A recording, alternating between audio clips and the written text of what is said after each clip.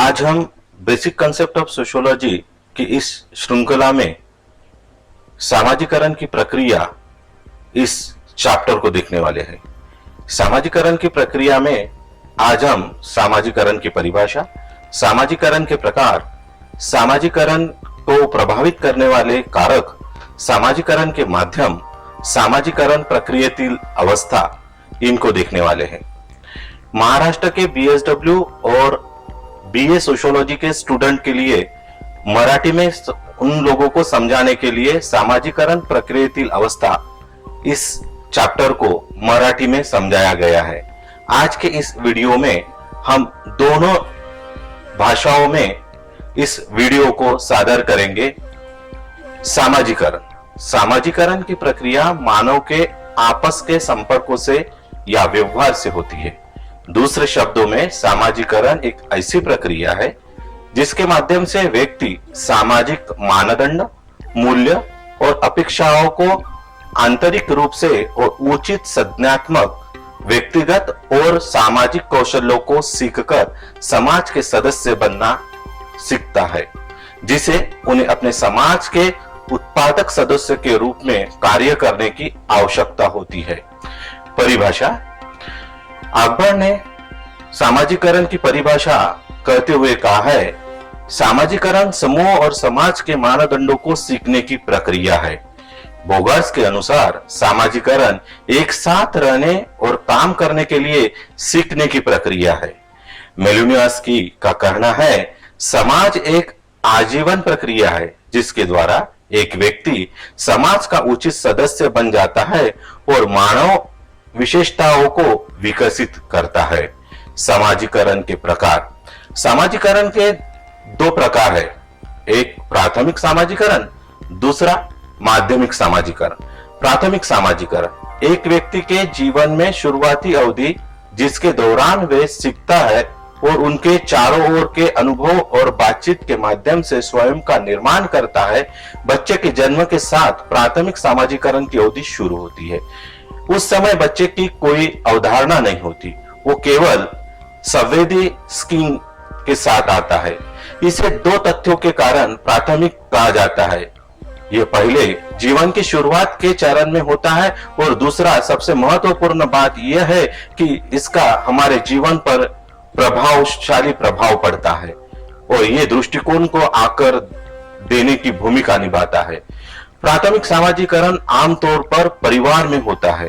सामाजिकरण का प्राथमिक माध्यम परिवार है, क्योंकि हमारे प्रारंभिक वर्ष के दौरान हम परिवार के हमारी संस्कृति और समाज के मानव कौशल्य, लक्ष्यों और दृष्टिकोण को प्राप्त करते हैं। माध्यमिक सामाजिकरण। माध्यमिक सामाजिकरण समाज में बच्चे के पहले कदम से शुरू होता है। ये सीखने की प्रक्रिया को संदर्भित करते हैं कि बड़े समाज के भीतर एक छोटे समूह के सदस्य के रूप में उचित व्यवहार क्या है। असल में यह समाज के सामाजिकरण माध्यमों द्वारा प्रबलित व्यवहार पैटर्न है। माध्यमिक सामाजिकरण घर के बाहर होता है। माध्यमिक सामाजिकरण के दौरान भूमिकाओं, कौशल्यों और उचित व्यवहार को अधिकांश सीखा जाता है। सामाजिकरण को प्रभावित करने वाले कारक। सामाजिकरण की प्रक्रिया को प्रभावित करने वाले चार कारक है: नकल, सुझाव, पहचान, भाषा। नकल बच्चे के सामाजिकरण की प्रक्रिया के मुख्य कारक है। इसके माध्यम से वो किसी को कॉपी करके कई सामाजिक व्यवहार पैटर्न सीखता है। भाषा और उच्चारण केवल अनुकरण के माध्यम से बच्चे द्वारा अधिग्रहण किया जाता है। सुझाव सूचना संचार करने की प्रक्रिया है जिसमें कोई तार्किक या आत्मिक स्पष्ट आधार नहीं है। यह तर्कसंगत प्रेरणा से ही रहित है। इसे भाषा, चित्र या बच्चे के समान माध्यम के माध्यम से समझा जा सकता है। सुझाव न केवल दूसरों के साथ व्यवहार बल्कि अपने स्वयं के निजी और व्यक्तिगत व्यवहार को भी प्रभावित करता है। पहचान। अपनी शुरुआती उम्र में बच्चा अपने जीवन और पर्यावरण के बीच अंतर नहीं कर सकता। जैसे जैसे बच्चा उम्र बढ़ता है वह चीजों भी महसूस करता है, उसकी जरूरतों को पूरा करता है। ऐसी चीजें उसकी पहचान का उद्देश्य बन जाती है। इस प्रकार खिलौना जिसके साथ वो खेलता है, वह माँ जो उसके उसको खिलाती है उसकी पहचान करता है। पहचान के माध्यम से ही सामाजिक बन जाता है। भाषा भाषा सांस्कृतिक संचारण और सामाजिक बातचीत का माध्यम है। सबसे पहले बच्चा कुछ अक्षरों को बोलता है जिसका कोई मतलब नहीं होता, लेकिन धीरे धीरे वो अपनी मातृभाषा को जानता है। सामाजिकरण के माध्यम सामाजिकरण हमारे पूरे जीवन में होता है। हमारे जीवन के दौरान सामाजिकरण के 4 सबसे प्रभावी माध्यम है: परिवार, स्कूल, सहकर्मी संबंध और मास मीडिया। परिवार बच्चे की पहली दुनिया अपने परिवार की है। ये सामाजिकरण का प्राथमिक माध्यम है। बच्चा स्वयं से और आदत, प्रशिक्षण, खाने, सोने आदि से शुरुआती भावना विकसित करता है। माता पिता एक समाज के उपयुक्त लिंग भूमिकाओं में बच्चों को मार्गदर्शन करने में महत्वपूर्ण भूमिका निभाते हैं। परिवार बच्चों के मूल्यों को सिखाते हैं जो वे पूरे जीवन में उनके काम आते हैं। बच्चे शिक्षा, देशभक्ति और धर्म के माध्यम के बारे में अपने माता पिता के दृष्टिकोण को अपनाते हैं। स्कूल परिवार के बाद शैक्षणिक संस्था सामाजिकरण के प्रभाव को लेता है। ये विभिन्न परिवार के बच्चों को ज्ञान हासिल करने के लिए इकट्ठा करते हैं। बच्चे शिक्षकों और सहपाठियों के साथ स्कूल में संबंध एक सेट विकसित करते हैं। स्कूल बच्चों के लिए स्थिर वयस्क जीवन के लिए तैयार करने का काम करते रहते हैं। यह कहा गया है कि घर पर सीखना व्यक्तिगत भावनात्मक स्तर पर है, जबकि स्कूल में सीखना मूल रूप से बौद्धिक है। सहकर्मी समूह के सदस्य आमतौर पर उसी उम्र के बच्चे होते हैं और समान स्थिति रखते हैं। जैसे जैसे बच्चे बड़े होते जाते हैं, परिवार उनके सामाजिक विकास को कम महत्व बनता है। बच्चे अपने सहकर्मी समूह के साथ अधिक संलग्न होते हैं और अपनी कंपनी में अधिक समय बिताते हैं। हालांकि सहकर्मी समूह आमतौर पर परिवार के नमस्ते दोस्तों, जिनका दीर्घकालीन प्रभाव नहीं होता। मास मीडिया प्रभावी प्रौद्योगिकी के साथ तेजी से बढ़ रहा है। पिछली शताब्दी के बाद से रेडियो, मोशन पिक्चर्स किया गया, संगीत और टेलीविजन जैसे तकनीकी नवाचार सामाजिकरण के महत्वपूर्ण माध्यम बन गए। जन मीडिया ने विश्वव्यापी संस्कृतियों और मानदंडों को पेश किया। बच्चे इतने जागरूक नहीं होंगे। सामाजिकरण परिवार, सहकर्मी समूह, स्कूल के अन्य एजेंट आमतौर पर एक समाज और एक संस्कृति का हिस्सा होते हैं, लेकिन जनसंचार मीडिया सामाजिक दुनिया के संपर्क में वृद्धि करता है। सामाजिकरण प्रक्रियेतील त्वरित केवळ अवस्था सामाजिकरण ही टप्प्याटप्प्याने गुंतागुंतीने होत जाणारी एक प्रक्रिया आहे। कुटुंबासारख्या सापेक्षता कमी गुंतागुंतीच्या समूहातून ती अधिक गुंतागुंतीच्या समाजात घडून येते।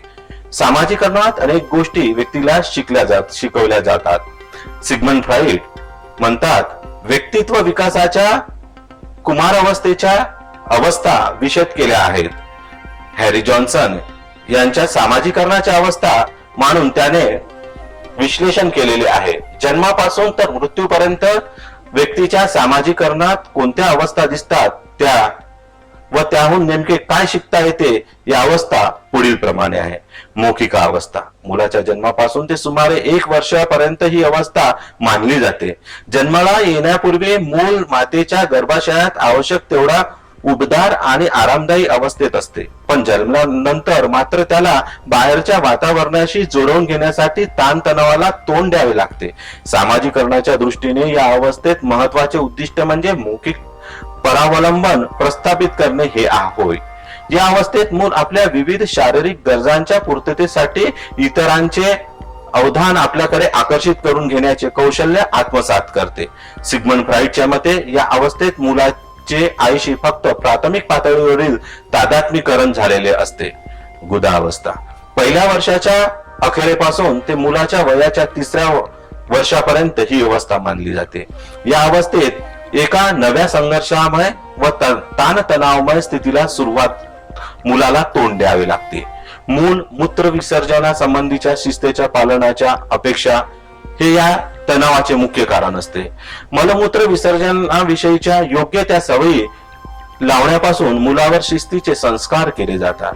वर्तनविषयीच्या समाजाच्या अपेक्षा शिकवण्यास हळूहळू त्याच अवस्थेत प्रारंभ होतो. या अवस्थेत मुलाच्या दृष्टीने आईची भूमिका सहाय्यभूत असते. इडिपस अवस्था सामान्यतः मुलाच्या वयाच्या 3-4 वर्षापासून ते 12-13 वर्षापर्यंत ही अवस्था असते. यापैकी 4-5 वर्षापर्यंतचा काळ इडिपस अवस्थेचा काळ व नंतरच्या काळास सुप्तावस्थेचा काळ असे म्हटले जाते. इडिपस अवस्थेत मुलाला आईने अधिक आकर्षण वाटते आणि आपल्या वडिलाविषयी मात्र त्याच्या मनात मत्सराची भावना निर्माण होते.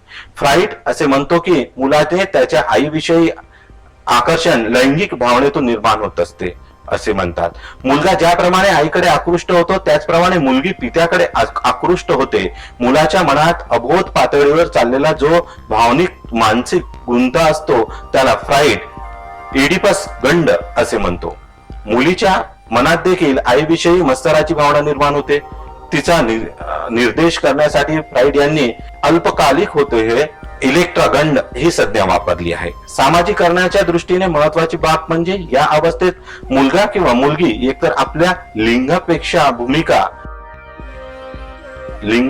भूमिका शिकतात, त्याचप्रमाणे इतर भावंडाच्या भूमिकांशी त्यांचे तादात्म्यकरण झाल्यामुळे कुटुंबात मूल म्हणून असलेली भूमिका शिकतात. तसेच संपूर्ण कुटुंबाशी तादात्म्यकरण झाल्यामुळे कुटुंबाचा सभासद म्हणूनही असलेली भूमिका मुले शिकतात. थोडक्यात कुटुंबातील सर्व भूमिकांचे संपादन होऊन या अवस्थेत मुले कुटुंबाच्या सभासद बनतात.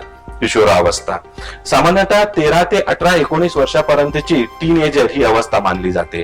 पौगंडावस्था म्हणून या अवस्थेला ओळखले जाते. हा लैंगिक परिपक्वतेचा कालखंड होय.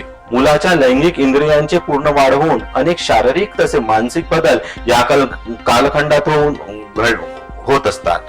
पालकाकडून अधिकाधिक स्वतंत्र होण्याच्या वृत्तीमुळे तसेच स्वनिर्णय क्षमता विकसित करण्याच्या प्रयत्नात अनेक ताणतणावांना या वयातील मुलांना तोंड द्यावे लागते. एका बाजूला लैंगिक विकासाशी निगडीत असे शारीरिक बदल आणि दुसऱ्या बाजूला स्वतंत्र आणि आत्मनिर्भर बनणे अशी पालकांची अपेक्षा, तर अनेक गोष्टींवर त्यांना न आवडणारे नियंत्रण, यामुळे दोलायमान मानसिक अवस्था असणारे हे वय होय. म्हणून फारच कौशल्याने या वयातील मुलांचे सामाजिकरण घडवून आणावे लागते. वडीलधारी माणसे विशेषतः पालक शिक्षक यांनी या वयातील मुलांना आत्मभाव न दुखवता अत्यंत हळुवारपणे त्यांना समजून घेऊन त्यांचे सामाजिकरण घडवून आणावे. प्रौढ अवस्थेतील सामाजिकरण. प्रौढ अवस्थेतही सामाजिकरण सुरू राहते. या प्रक्रियेत प्रौढ व्यक्ती अनेक नवीन दर्जे व भूमिका शिकतात. प्राथमिक सामाजिकरणाहून प्रौढ सामाजिकरण अनेक बाबतीत वेगळे असते. पहिली गोष्ट म्हणजे ज्या प्रक्रियेद्वारे सामाजिकरण घडून आलेले जाते त्याविषयी मुलांपेक्षा प्रौढांना अधिक चांगली जाणीव असते. दुसरे असे की ज्या पद्धतीने आपले सामाजिकरण घडून यावे असे मुलांना वाटते तोवर प्रौढ अधिक नियंत्रणही असते व त्यामुळे अधिक उत्साहाने ते सामाजिकरण प्रक्रियेत सहभागी होतात. तिसरी अत्यंत महत्वाची गोष्ट म्हणजे लहानपणी शिकलेल्या भूमिका त्यांना पुढे कराव्या लागतील असे नसल्यामुळे अनेक नव्या भूमिका त्यांना शिकाव्या लागतात. वृद्ध वयातील सामाजिकरण. व्यक्ती वयाने वृद्ध झाली म्हणजे सामाजिकरण थांबते असे नाही. याही वयात नव्या भूमिका स्वीकाराव्या लागतात व अनेक समस्याचे समायोजन करण्यासाठी नव्या गोष्टी शिकाव्या लागतात. नवीन पिढीशी जुळवून घ्यावे लागते. पिढीतील अंतरामुळेच मुले, सून, वृद्ध व्यक्ती यांच्यात मतभेद निर्माण होतात. त्यांच्याशी वृद्ध व्यक्ती जुळवून घेणे कठीण झालेले असते, तरी हे शिकावे लागते. संयुक्त कुटुंब असले तर आजी आजोबाची भूमिका फार महत्वाची असते व ती पार पाडावी लागते. औद्योगिकरण व नागरीकरणामुळे विभक्त कुटुंबात वाढ होत. अगर आपको मेरा ये वीडियो अच्छा लगे तो इसे लाइक करें और मेरे चैनल को सब्सक्राइब करें. धन्यवाद.